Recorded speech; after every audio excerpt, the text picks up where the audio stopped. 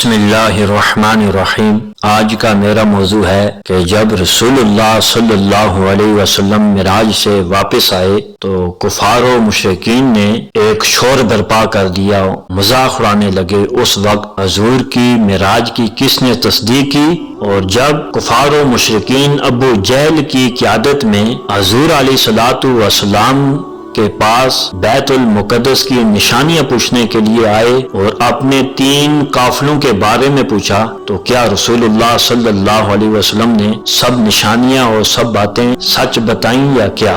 اس clip کو آخر تک لازمی سنیں اور اپنا ایمان تازہ کریں۔ معجزہ معراج کے ظہور سے ایوان کفر اور شرک کا لرزہ اٹھنا ایک فطری امر تھا، چنانچہ ہر طرف شور مچ گیا، فتنہ اور شر کے طوفان اٹھ کھڑے ہوئے۔ اسلام اور پیغمبر اسلام صلی اللہ علیہ وسلم کی کردار کشی کا اس سے زرعی موقع کفار و مشرکین کے ہاتھ کہاں سے آتا؟ دعوی معراج کو بنیاد بنا کر مخالفین اسلام نے ایک منظم سازش کا منصوبہ بنایا۔ یہ لوگ ہر وقت اس تلاش میں رہتے تھے کہ کسی طرح حضور علیہ الصلوۃ والسلام کے کسی دعوے کو معاذ اللہ جھوٹا ثابت کر سکیں۔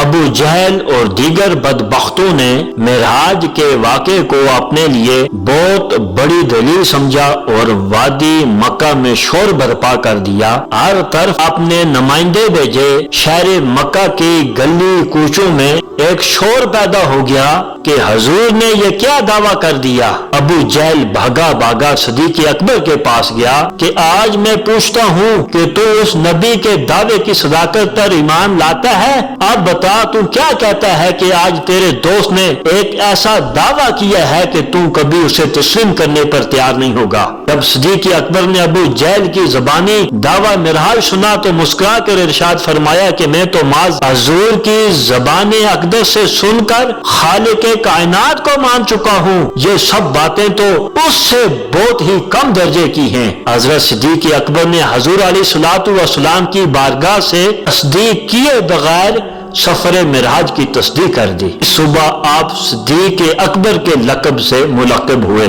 سرفراز ہوئے، یعنی سب سے بڑا تصدیق کرنے والا۔ کفار و مشرکین ابو جہل کی قیادت میں آقا دو جہاں صلی اللہ علیہ وسلم کی بارگاہ بے کس پناہ میں حاضر ہوئے اور سفر معراج خصوصاً بیت المقدس کے بارے میں الٹے سیدھے سوالات کرنے لگے۔ مقصد یہ تھا کہ اللہ کے نبی کی کسی بات کو معاذ اللہ جھوٹ ثابت کیا جائے اور پھر اس مفروضے کو بنیاد بنا کر اسلام اور پیغمبر اسلام کے خلاف زبردست منفی پروپیگنڈا مہم کا آغاز کیا جائے۔ چنانچہ حضور علیہ الصلوۃ والسلام سے سوال کیا گیا کہ بیت المقدس کے در و دیوار، چھتوں، دروازوں اور کھڑکیوں کی کیفیت بیان کریں۔ یہ سوال انہوں نے اس بنا پر کیا تھا کیونکہ وہ اپنے طور پر یہ فرض کیے بیٹھے تھے کہ اس سے قبل حضور علیہ الصلوۃ والسلام کبھی بیت المقدس نہیں گئے۔ وہ ان سوالات کے جوابات کیسے دے سکیں گے؟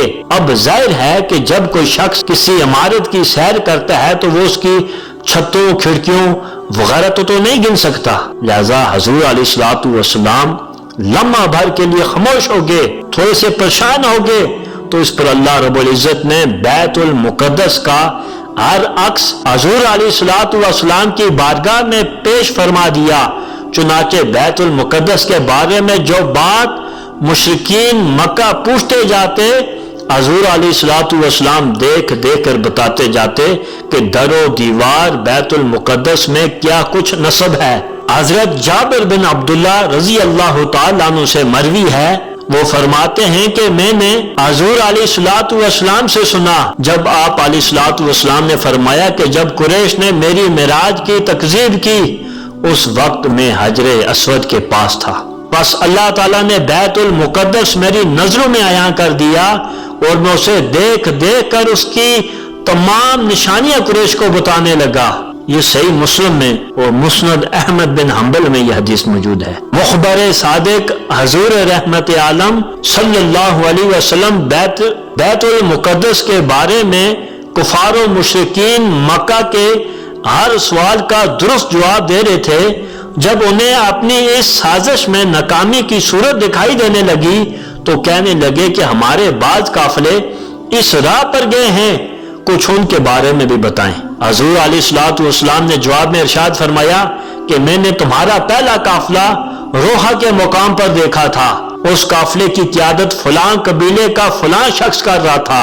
پھر ایسا ہوا کہ اس قافلے کا ایک اونٹ گم ہو گیا، وہ لوگ وہاں رک کر اپنے اونٹ کی تلاش میں گئے ہوئے تھے۔ جب میں وہاں پہنچا تو مجھے پیاس لگی، میں نے دیکھا کہ ان کے ایک اونٹ کے پالان کے ایک پیالے میں پانی پڑا ہے، میں نے اتر کر اس پانی کو پی لیا۔ جب میں روانہ ہونے لگا تو ایک شخص جو اونٹ کی تلاش کرنے گیا تھا وہ واپس آ گیا، تو میں نے جاتے ہوئے اسے سلام کیا۔ قافلے والوں میں سے بعض نے کہا یہ تو محمد کی آواز ہے۔ جب قافلے والے واپس آئیں تو ان سے دریافت کر لینا۔ یہاں یہ بات بھی قابل توجہ ہے کہ خواب میں پانی جو ہے، پیا ہوا پانی اس لائق نہیں ہوتا کہ پوچھا جائے کہ پیالے میں پانی تھا یا نہیں تھا، اور پھر یہ کہ آواز رسول اللہ کی پہچان سے ظاہر ہوتا ہے کہ یہ سفر حالت خواب میں نہیں بلکہ عالم بیداری میں تھا۔ تاجدار کون و مکان صلی اللہ علیہ وسلم نے فرمایا کہ جب میں مقام ذی فجا پر پہنچا تو وہاں مجھے دوسرا قافلہ ملا، اس قافلے میں ایک اونٹ پر فلاں فلاں نامی دو دوست سوار تھے۔ جب میرا براق ان کے قریب سے گزرا تو وہ اونٹ ڈر کر بھاگے اور وہ دونوں اس سے گر پڑے، چنانچہ اس حادثے میں ایک کا ہاتھ ٹوٹ گیا۔ جب قافلے والے آئیں تو ان سے تمام احوال پوچھ لینا۔ حضور رحمت صلی اللہ علیہ وسلم نے فرمایا کہ میں نے تلوین کے مقام پر ایک تیسرا قافلہ دیکھا۔ کفار و مشرکین نے اس قافلے کے بارے میں کوئی علامات پوچھی تو تاجدار کائنات نے فرمایا کہ اس کے آگے بورے رنگ کا ایک اونٹ ہے جس پر دو بوریاں لدی ہوئی ہیں، ایک سیاہ دھاری دار اور دوسری سفید دھاری دار۔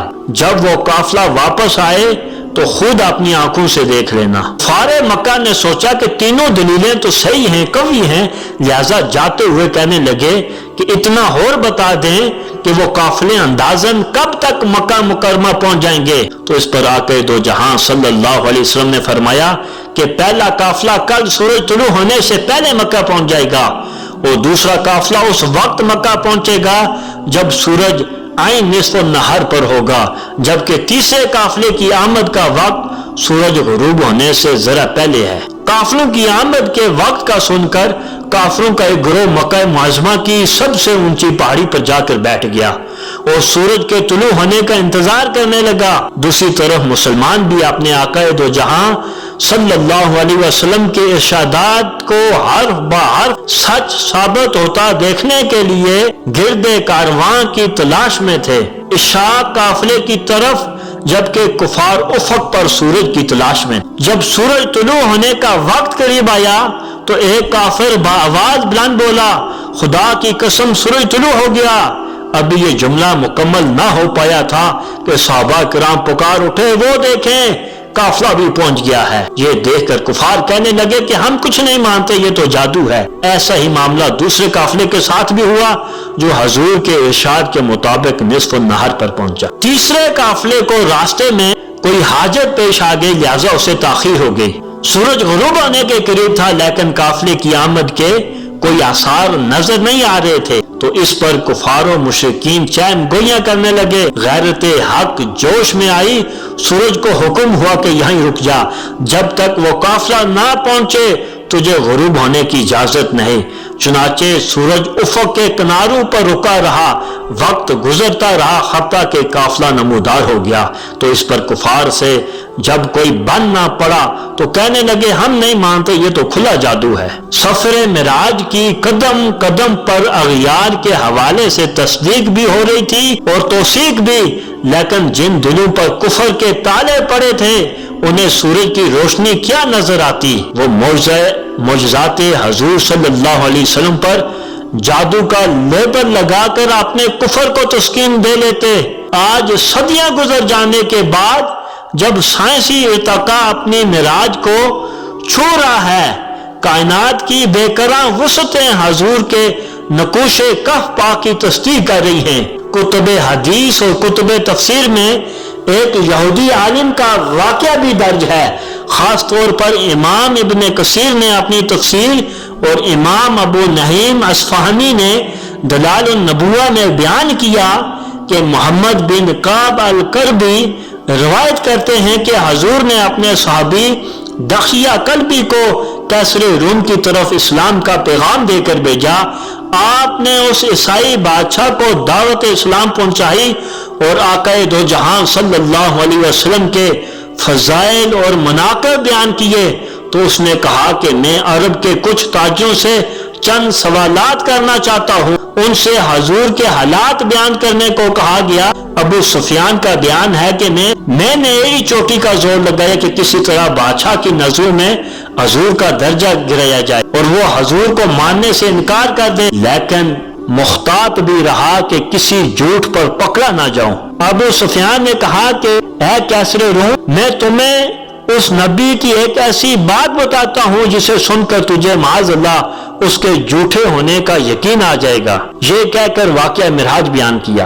جب وہ اس مقام پر پہنچا کہ اس نبی نے کہا کہ میں براق پر سوار ہو کر بیت المقدس پہنچا جہاں باب محمد میرے لیے کھلا تھا، وہاں پتھر سے براق کو باندھا گیا تھا، تو کیسر روم کے دربار میں موجود دنیائے عیسائیت کے سب سے بڑے پادری نے کہا کہ ہاں اس رات کا مجھے علم ہے۔ کیسر روم نے کہا تجھے اس رات کی کیا خبر ہے؟ تو اس نے جواب دیا کہ میرا معمول تھا کہ میں ہر رات مسجد اقصی کے دروازے اپنے ہاتھوں سے بند کر کے اور تالے لگا کر سویا کرتا تھا۔ اس رات جب میں اس دروازے پر پہنچا تو وہ بند نہ ہوا۔ میں نے اپنی کئی ساتھیوں کو بلایا جنہوں نے مل کر زور لگایا مگر پھر بھی دروازہ بند نہ ہوا، حتیٰ کہ مستریوں کی سب کوششیں بھی بیکار گئیں، لہذا فیصلہ ہوا کہ اب تو اسے کھلا چھوڑ کر سو جائے، صبح اٹھ کر اسے بند کر دیں گے۔ پادری کہتا ہے کہ خدا کی قسم اس رات میں دروازہ کھلا چھوڑ کر سو گیا، لیکن ساری رات سوچتا رہا کہ یہ کیا ماجرا ہے۔ جب علل صبح میں نے دروازہ بند کرنا چاہا تو وہی دروازہ جو رات کو بند نہ ہوا تھا اس وقت آرام سے بند ہو گیا۔ میں بھی حیران ہو رہا تھا کہ میری نظر دروازے کے باہر پتھر پر پڑی تو اس پر سواری کے باندھنے کا نشان تھا، سوراخ تھا۔ اس پتھر کے بارے میں تاجدار کائنات حضور رحمت عالم صلی اللہ علیہ وسلم نے فرمایا تھا کہ جب ہم بیت المقدس پہنچے تو جبرائیل نے اپنی انگلی سے اشارہ کیا تو اس پتھر میں سوراخ ہو گیا، پھر جبرائیل نے اس کے ساتھ براق باندھا۔ وہ یہودی عالم کہتا ہے کہ میں نے اس کیفیت کو دیکھا تو مجھے پرانی الہامی کتابوں میں پڑھا ہوا یہ واقعہ یاد آ گیا جو ہم انبیاء کی زبانی سنتے آئے ہیں کہ جب آخری نبی صلی اللہ علیہ وسلم کا زمانہ آئے گا تو انہیں سفر معراج پر بلایا جائے گا اور وہ اس رات بیت المقدس آ کر انبیاء کی امامت کرائیں گے اور اس پتھر پر ان کی سواری باندھ دی جائے۔ میں سمجھ گیا کہ آج نبی آخر زمان صلی اللہ علیہ وسلم کی معراج کی رات ہے اور ابو سفیان اپنے بیان میں سچا ہے۔ ابو سفیان کہتے ہیں کہ جب میں نے یہ سنا تو میرے قدموں کے نیچے سے زمین نکل گئی کہ یہ تو ایسی حقیقت ہے کہ عالم عیسائیت کا بڑا پادری بھی اپنی مخالفت کے باوجود جسے تسلیم کرنے پر مجبور ہے۔ امام ابو نعیم اصفہانی تو یہاں تک بیان کرتے ہیں کہ وہ پتھر ان کے زمانے تک موجود رہا۔ وہ کہتے ہیں خدا کی قسم لوگ آج بھی سواری باندھے جانے والی جگہ پر ہاتھ لگا لگا کر برکتیں حاصل کرتے ہیں، اس پتھر کو چومتے ہیں